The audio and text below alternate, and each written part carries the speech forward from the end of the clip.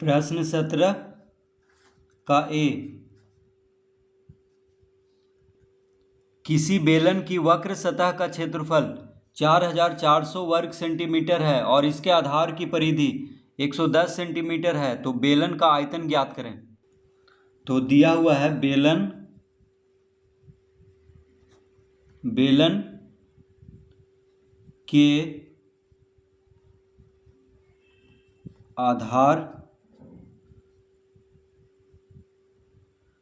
के आधार की परिधि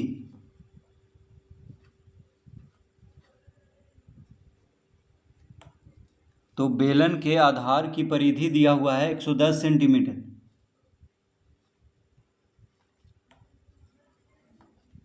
ठीक है, बेलन के आधार की परिधि कितना दिया हुआ है? 110 सेंटीमीटर। अब देखिए, बेलन का जो आधार होता है वो गोल होता है, यानी वृत्त के जैसा होता है। ठीक है, तो वृत्त की परिधि का सूत्र क्या होता है, वही यहाँ पे लगाएंगे। तो वृत्त की परिधि का सूत्र होता है 2 पाई r। क्या होता है? 2 पाई r। तो 2 पाई r बराबर लिख लेंगे 110 सेंटीमीटर, क्योंकि बेलन का जो आधार होता है वो वृत्त के जैसा होता है। तो वृत्त की परिधि का सूत्र यहाँ पे लगाएंगे। तो वृत्त की परिधि का सूत्र होता है 2 पाई r। तो 2 पाई r बराबर 110 सेंटीमीटर लिख लेंगे। अब यहाँ पे लिखेंगे 2 गुना पाई का मान होता है 22/7। देखिए 2 पाई r, तो पाई का मान क्या होता है? 22/7। r हमको निकालना है। ठीक है, r त्रिज्या को r से लिखते हैं। ठीक है, तो बेलन की त्रिज्या को r से लिखते हैं, तो r निकालना है। तो यहाँ पे लिख लेंगे 110 सेंटीमीटर। तो इससे हम त्रिज्या ज्ञात कर लेंगे। तो r बराबर क्या होगा? अतः r बराबर हो जाएगा 110 गुना 7 बटा 2 गुना 22। देखिए 7 भागा में है, तो 7 इधर गुना में हो जाएगा बराबर के दायां तरफ जा करके। उसी तरह 2 गुना 22 r के साथ गुना में है, तो 2 गुना 22 यहाँ पे आके भागा में हो जाएगा, यानी बटा में। तो इस तरह लिख लेंगे।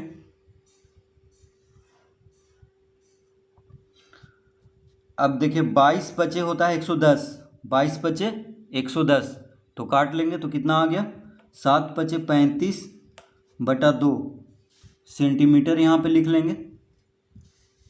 यानी r कितना हो गया? 35/2 सेंटीमीटर। ठीक है, त्रिज्या कितना हो गया? 35/2 सेंटीमीटर। तो 35 को अगर 2 से भाग देंगे तो आ जाएगा 17.5। ठीक है, तो 17.5 यहाँ पे हम नहीं लिखेंगे, क्योंकि त्रिज्या तो पूछ नहीं रहा है। अब निकालना है बेलन का आयतन। तो त्रिज्या हो गया 35/2। अब लिखेंगे, चूंकि बेलन की वक्र सतह का क्षेत्रफल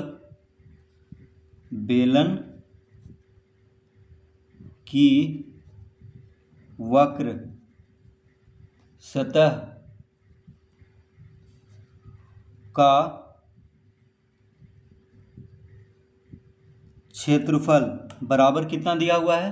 4400 वर्ग सेंटीमीटर।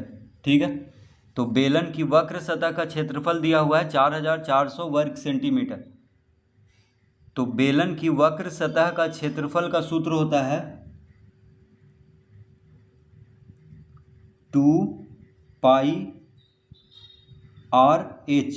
देखिए, बेलन की वक्र सतह का क्षेत्रफल का सूत्र क्या होता है? 2 पाई RH। तो 2 पाई RH बराबर लिख लेंगे 4400 वर्ग सेंटीमीटर। इस तरह लिख लेंगे 2 पाई RH बराबर 4400 वर्ग सेंटीमीटर।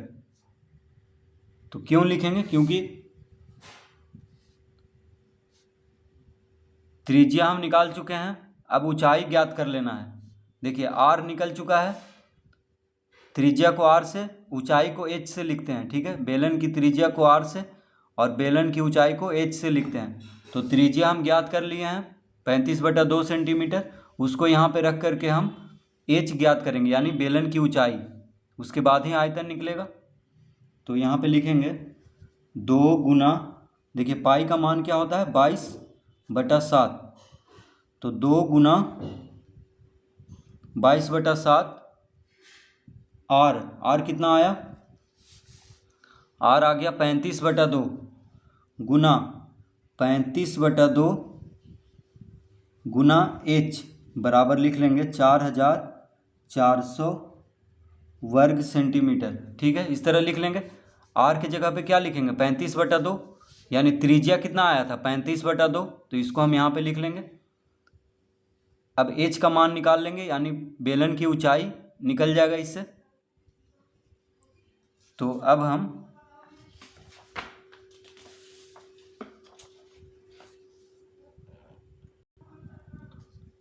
तो इसको हल करेंगे। अब तो देखिए 7×5 = 35 काट लेंगे, ये कट रहा है 7×5 = 35। ठीक है, तो 7×5 = 35 कट गया, 2 से 2 कट गया, कितना बचा यहाँ पे बच गया 22×110, तो 110 h बराबर हो जाएगा 4400 वर्ग सेंटीमीटर। ठीक है, तो 22 हो गया 110, 22 गुना 5, 7×5 = 35 कट गया, 2 से 2 कट गया, तो क्या बचा 22×110, यानी 110 बच गया ऊपर में। तो h बराबर क्या हो जाएगा, अतः h बराबर हो जाएगा 4400/110। देखिए 110 h के साथ गुना में है, तो 110 को इधर लाएंगे तो भागा में हो जाएगा, 1 शून्य से 1 शून्य कट गया, 11 चौके 44, यानी h बराबर आ गया 40। तो 11 चौक 44 और 1 शून्य है, यानी 11 से 440 40 बार में कट जाएगा, तो h बराबर कितना आ गया 40 सेंटीमीटर, यानी बेलन की ऊंचाई हो गया 40 सेंटीमीटर और त्रिज्या हम ज्ञात कर लिए थे 35/2 सेंटीमीटर। ठीक है, तो अब हम लिखेंगे अतः बेलन, क्या पूछ रहा है बेलन का आयतन, तो लिखेंगे अतः बेलन का आयतन। तो देखिए बेलन का आयतन निकालने का सूत्र होता है πr²h। बेलन का आयतन निकालने का सूत्र क्या होता है πr²h। तो पाई का मान होता है 22/7। ठीक है, पाई का मान क्या होता है 22/7। आर हम कितना लाए थे, तो आर के जगह पे देखिए 35/2 रखेंगे, आर जो लाए थे यानी त्रिज्या,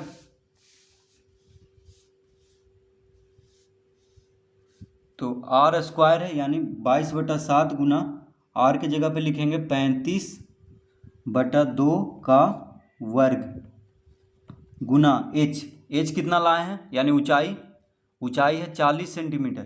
ठीक है, तो यहाँ पे 40 लिख देंगे, इस तरह लिखेंगे।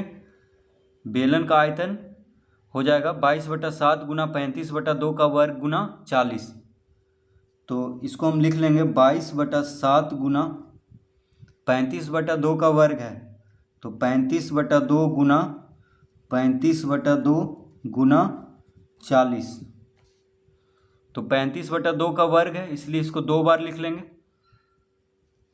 गुना करके। अब 7/35 काट लेंगे। ठीक है, 2 से 11 दूना 22 कट गया, फिर 2 से 20 दूना 40 काट लेंगे, तो यहाँ पे हो गया 11 गुना 5 गुना 35 गुना 20। देखिए क्या क्या बच गया 11 गुना 5 गुना 35 गुना 20। अब इसको गुना करेंगे तो आ जाएगा 11×5 = 55 गुना 20 हो जाएगा। तो देखिए 11×5 = 55 गुना 20 और गुना 35 करेंगे तो आ जाएगा 38,000 500। आयतन है इसलिए घन में होगा, यानी घन सेंटीमीटर लिखेंगे, सेंटीमीटर का घात 3। तो बेलन का आयतन हो जाएगा 38,500 घन सेंटीमीटर। तो इस तरह से इस प्रश्न को हल करेंगे।